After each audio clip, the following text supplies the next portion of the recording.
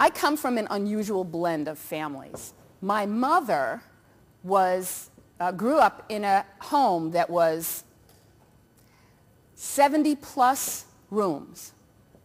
My great-great-grandfather was vice president of the United States. My mother grew up in a home where she wasn't in the kitchen. There was a cook that was in the kitchen that cooked for them.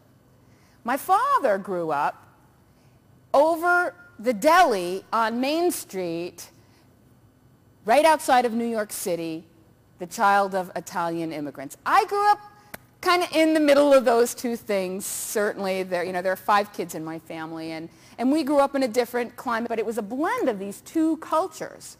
And the reason that I'm sharing this with you is because understanding when to lead and when to follow is a big, delicate dance in the workplace, especially when you are in a role that you may not have been given the corporate authority to lead, but you've been given the ability to influence the team to lead. So the company requires of you to step up and be a leader. But that also requires you to be able to follow the authoritative lead, the lead of your boss that you are the administrative partner to. And the best illustration of the ability to do this and that dance comes from the kitchen, again, for me, and how my mother and my Aunt Marie, my father's sister, were able to balance the holiday meal. So I grew up, we alternated holidays. One meal was done, Christmas was done at my mother's house, Thanksgiving was done at my Aunt Marie's house.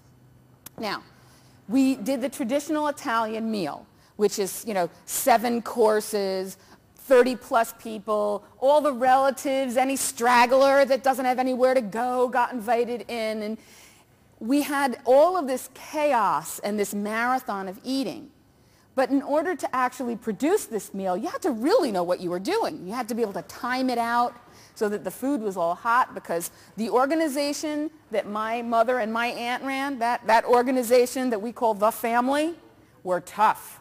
Oh yeah. And if we didn't like what we got, we were vocal, and we boycotted, and we pushed back. And so they had a tough team to be able to lead and develop. But the holidays, there was one major rule. Whoever's kitchen it was the boss, period. Now, my mother could not boil water when she got married. My father used to stop and get a slice of pizza on the way home from work every single day for the first 3 years of their marriage, because he was never sure whether what was going to be on the table was going to be edible or not.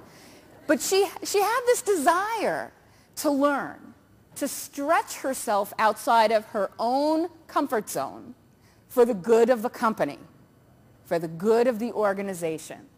And so she learned at my Aunt Marie's elbow, and at my Nana's elbow, and at my Aunt Jenny's elbow. But when it came time for her to host in her kitchen, everybody else just followed her lead. And she had to have the confidence to step up and say, I can do this. I can look for their guidance. Now, my mother's kitchen was chaos.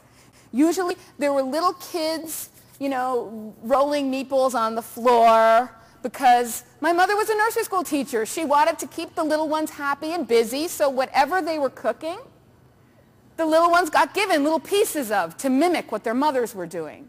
So we would be cooking, my sisters and I.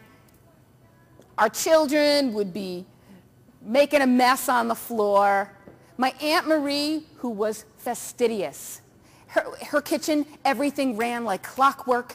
It was like watching a conductor conduct a beautiful symphony. My mother, it was like, Cirque du Soleil. It was total insanity, but beautiful in its own right. They each were able to lead us, and we all followed. I followed as dutifully down the road that my mother led in the kitchen as I did down the road that my aunt led down in the kitchen. And I did because there was never a moment's tension between these two incredibly strong women. They were able to take the back seat and let the other one shine in their own way, and they were able to step up when an opportunity presented itself for them to lead. That's the responsibility of each of us, to be open to the opportunities, but also to be able to be compassionate to those people who maybe misunderstood how I was communicating when I was in that meeting. You want to be sensitive to that.